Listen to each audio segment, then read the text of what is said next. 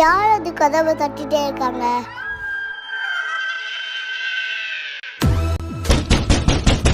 அப்பா நீனாப்பா?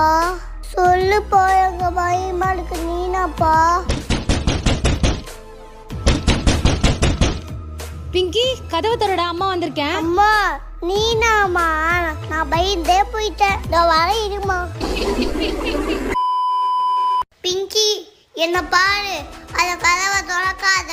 அதே சோஃபா, அதே புக்கு, நான் எப்படி டிவிக்குள்ள போனேன்? பிங்கி, எவ்வளவு நேரம் கதவை தர? அத கதவை பின்னாடி கத்துவங்க அம்மா கிடையாது.